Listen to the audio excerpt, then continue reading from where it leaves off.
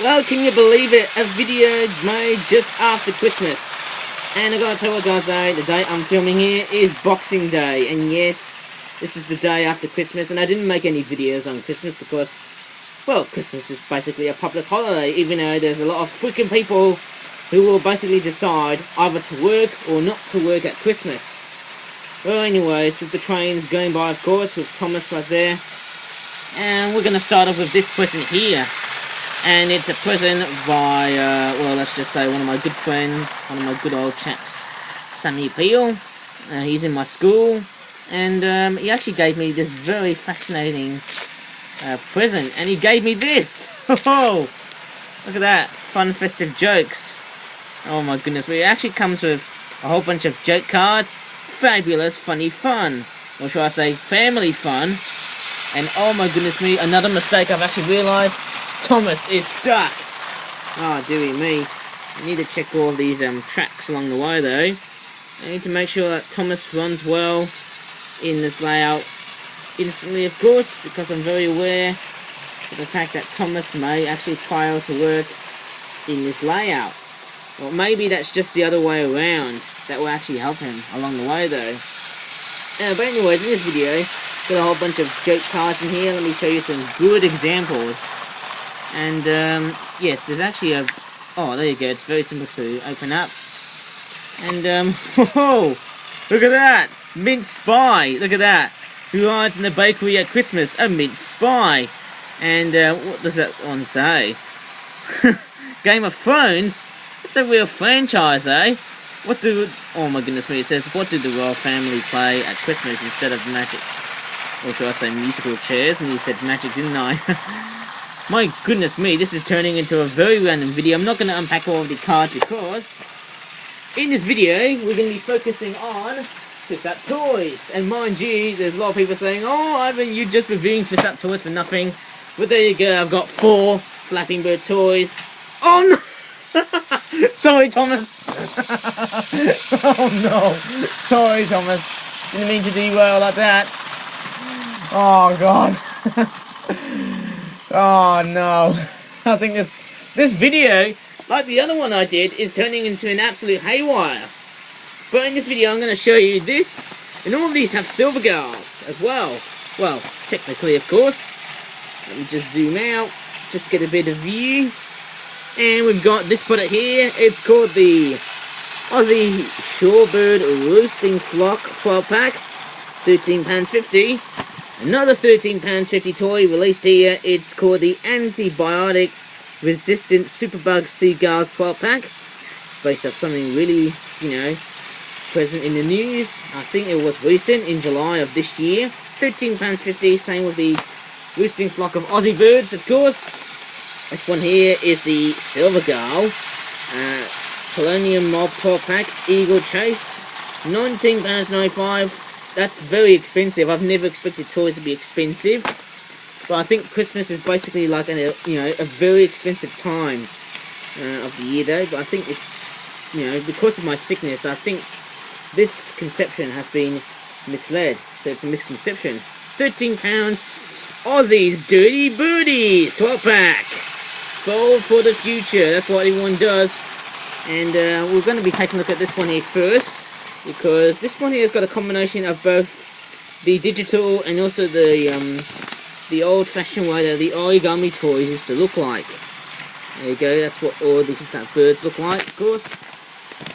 And we're going to be taking a look along the way. In fact, I did cover a product which was very similar a long time ago. Oh, just got hit by an EH200 train. I don't know if you can see that. Yep, the camera's about to fall over, I guess. Which means it's going to be a very iffy look. There you go, the camera's about to fall. Which means I have to film somewhere like that. In fact, the tripod is a fail.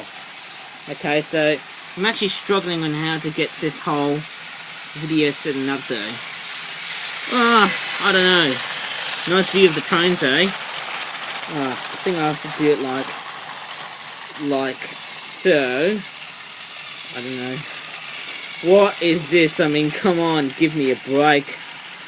I think I can see the EH200 cargo train, and I think Thomas will come from this section here. Hopefully he's not going to crash. I'm just watching before we continue, of course. Yes, he makes it through. So he's one of the silver gulls, and they come in. I think what's very funny is that this one is angry. Of course, in fact, all of these silver gulls are angry. This one here is the main bird, of course, the white-bellied sea eagle. It's like the Asian/Oceanian cousin of that of the bald eagle. Looks very cool, doesn't it, right? It's got these eyes. And they also have the names, white-bellied sea eagle. And oh no, freaking Thomases came away. Oh dear, he came away like that, just now. And he was colliding with that freaking telephone. Or should I say telegraph pole. Maybe it's a telephone pole. Why am I getting dyslexia? I'm pretty sure it's like a telephone. I don't know what I'm saying. It's like a telephone graph. Or should I say a telephone pole. That's what I have to say. And that's just about it, guys. These silver gulls, I think they're just all the same. Except for some which have an additional ID telling. Either they've just, you know, it was like a factory floor or something like that. Mind you, I'm actually getting really good when it comes into the amount of pick up toys and effort I've been doing there. Yeah, so I suppose this is actually, yes, I'm going to move on to the Aussie Dirty Birdies 12 pack. I'm going to show you what it looks like. Comes with some ravens, some pigeons. Oh no, why does Thomas have to basically play up like that? Maybe it's the track, or I think it's these feature pieces, or it could be Thomas's speed. I think his speed is basically the main cause of not doing well though. Anyways, this product comes with ravens, pigeons, seagulls, and also the iconic white ibis. And where did I left off to? There you go, these are all of the birds here. I'm going to dump them like so on the floor here. And yes, there you go, Thomas made it through. I'm going to push down these tracks just to make sure Thomas performs well in this video. So here's one of the pigeons. And looks quite, oh my goodness, it looks quite cool, eh? And yes, it looks very nice. And yes, I'm going to be taking a look at, oh, there's no name.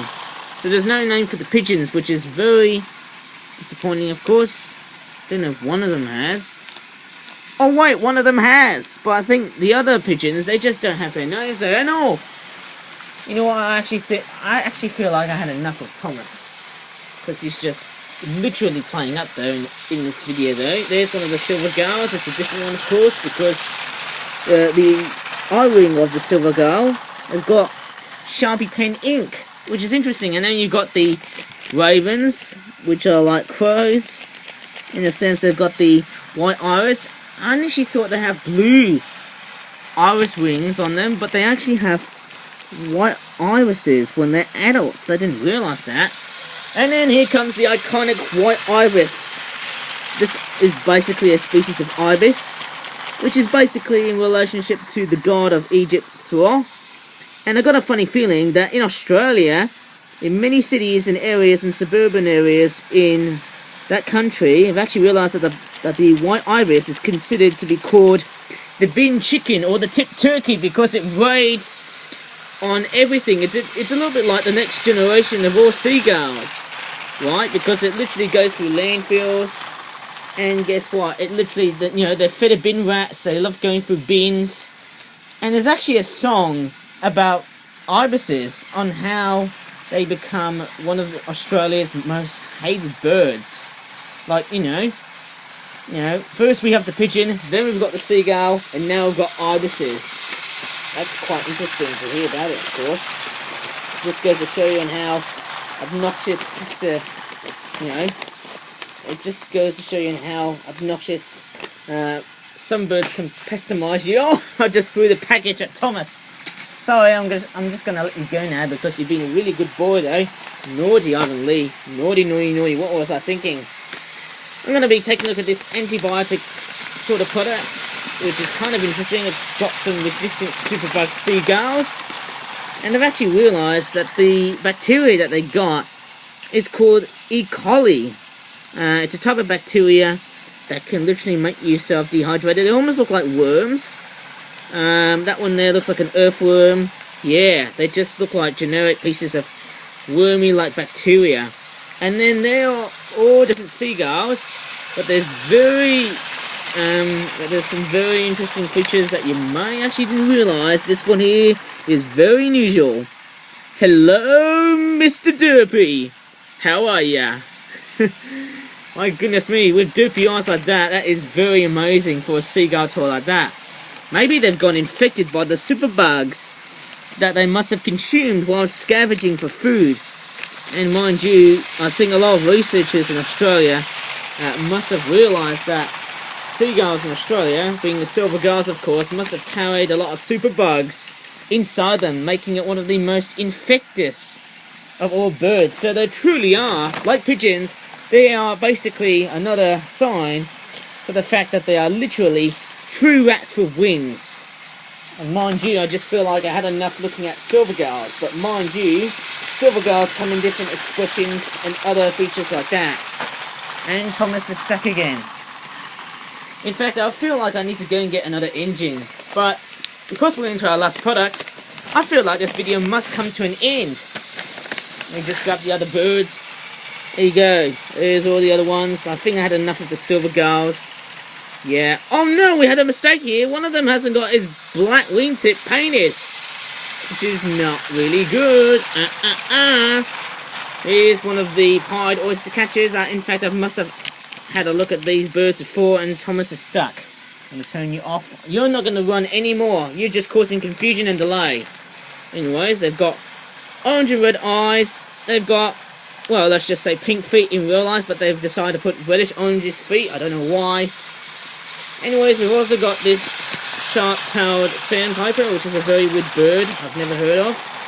Quite a weird bird. I've never heard of the sharp-tailed sandpiper. And, yes, what else is there? We've also got this, which looks very interesting. It's called the white-faced stilt, which is a very weird bird. And I think stilts are like birds which are named after the sticks that you stand on and ride on. And they're related to this bird here, the red-necked avocet. And I think an avocet is like another wading bird. Very nice looking bird indeed. I must have seen it briefly in, there's a pied avocet in Upton Warren, I think, which is somewhere in Bromsgrove, Worcestershire, I guess. And I think that's just about it in this video. So hopefully this video has become one of the most roughest but also one of the softest videos I've actually produced. And yes, I gotta tell you guys, I don't know how many types of flip up toy reviews I might be doing in this video. So hopefully this video has become really mixed. And if you enjoyed this video, please give this video a like and subscribe to my YouTube channel. As always, as usual. So anyways, hope you enjoy it. As always, thank you for watching, and bye for now.